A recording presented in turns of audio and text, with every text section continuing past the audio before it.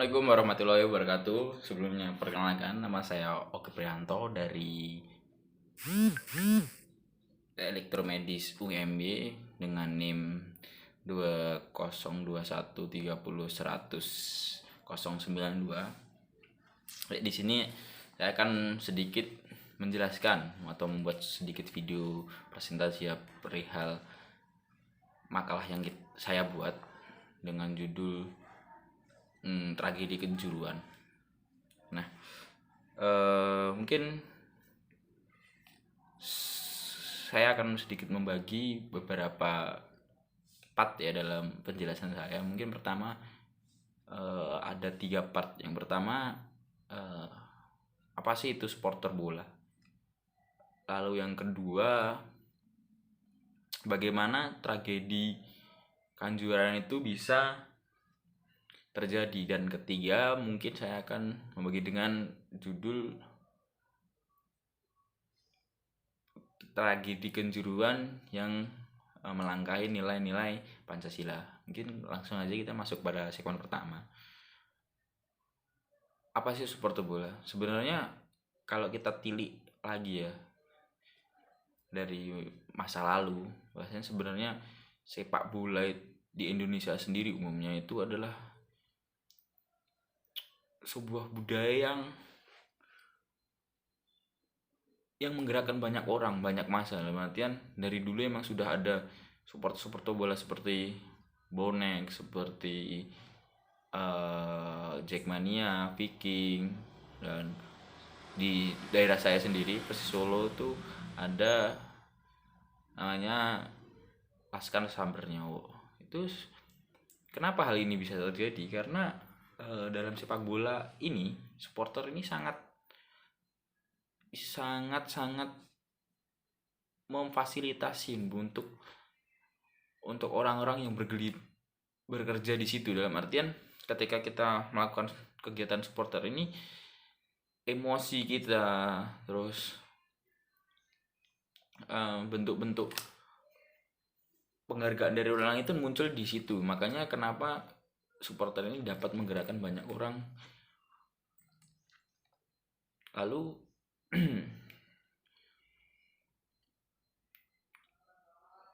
menilik lagi ke sejarah, bahwasanya persaingan di antara supporter terutama kalau kita ngomongin dalam hal kasus Kanjuruhan ini sangat terkait erat dengan Bonek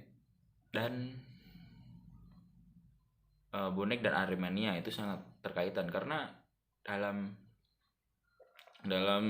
dunia supporter itu Aremania dan Bonek itu bermusuhan dari mungkin sekitar tahun 1900 berapa ya, 1900 itu sudah mulai terjadi perselisihan itu. Kalau nggak salah itu dimulai ketika ada sebuah konser musik di Aremania dan konser musik supporter, lalu datang Persebaya atau Bonek ini mengganggu, dan di situ muncullah bibit-bibit kebencian antar kedua supporter, dan itu terus menerus sampai sekarang. Nah, kan itu sedikit ya dari apa sih itu supporter, dan lalu kita menginjak lagi ke segmen 2, bahwasanya kenapa sih hal ini bisa terjadi, kasus Kanjuruhan ini bisa terjadi. Kalau kita menilik lagi ya, pada kejadian Kanjuruhan ini banyak beredar kabar, banyak beredar berita, mungkin entah yang mana yang benar, karena dari pihak kepolisian juga masih kebingungan dalam hal ini. Dari perspektif penonton, bahwasanya sebenarnya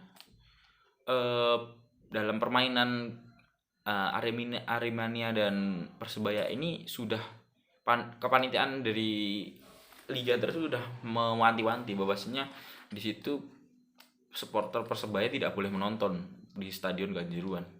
Nah, di situ hanya dipenuhi oleh supporter Arema. Nah, tetapi kalau dilihat lagi nih dari sudut pandangnya Aremania, bahwasanya sebenarnya mereka datang dengan membawa visi dan misi. Bahwasanya dari 5 kali pertemuan sebelumnya, Aremania ini belum pernah kalah dengan Persebaya, dan itu menurut saya salah satu faktor yang mempengaruhi. Dan waktu kejadian di situ posisi Arema kalah, lalu supporter tidak terima. Nah, beberapa orang turun, lalu beberapa orang lain juga mengikuti, menanyakan kepada teman-teman Aremania, gimana ini kok bisa kalah seperti itu. Tapi tidak tahu ya bagaimana komando dari kepolisian atau pihak keamanan itu, kenapa hal ini tidak ditanganin secara mungkin secara fisik, dalam artian mereka didorong untuk keluar dari lapangan. Lalu terjadilah sedikit kericuan, kepolisian lalu menembakkan gas air mata.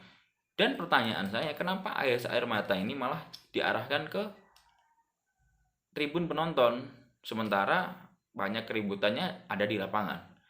Entah itu miskomunikasi antar di pihak kepolisian sendiri atau bagaimana. Dan jika ditilik lagi dari sudut kepolisian, bahwasanya kepolisian sudah menggunakan prosedur yang benar.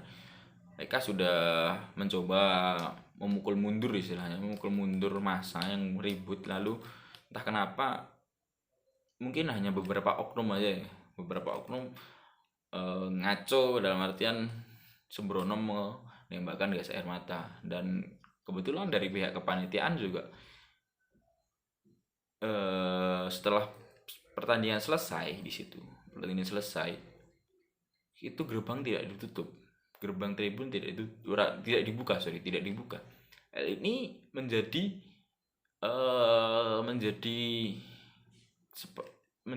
sebuah bencana, seakan-akan orang-orang yang ada di tribun situ dengan ditembaknya gas air mata, mereka nggak bisa keluar karena gerbangnya ditutup dan nggak tahu kemana pihak panitianya yang bakal membuka, sementara di dalam sudah chaos gitu. Itu menjadi sebuah pertanyaan, apakah ini sebuah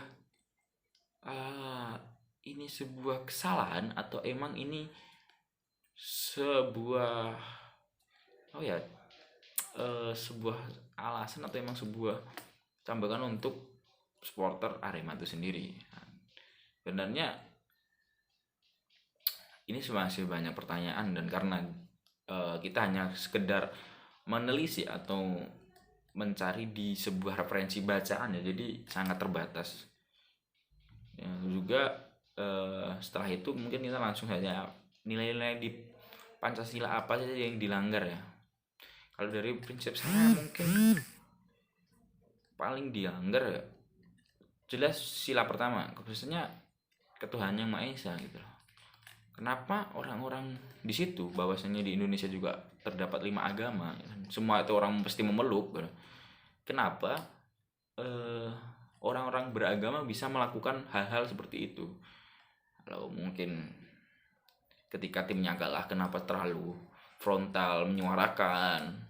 Kalau kita beragama pasti kita bersyukur, kita mengambil hikmah. Dan kenapa kepolisian juga terlalu reprehensif, terlalu kasar pada pihak supporter, sementara nggak semua supporter seperti itu. Harusnya ketika melakukan seperti itu juga harus melakukan observasi, melakukan prosedur-prosedur yang benar untuk melakukan pengamanan seperti itu. Lalu yang kedua pasti kemanusiaan yang adil beradab, karena menurut saya orang-orang yang mati di Kanjuran itu dengan posisi yang tidak beradab gitu, teman-teman.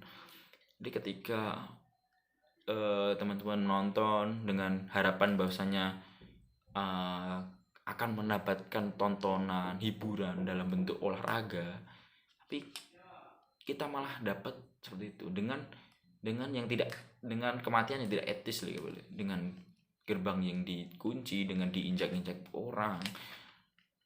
Itu menurut saya tidak beradab sekali.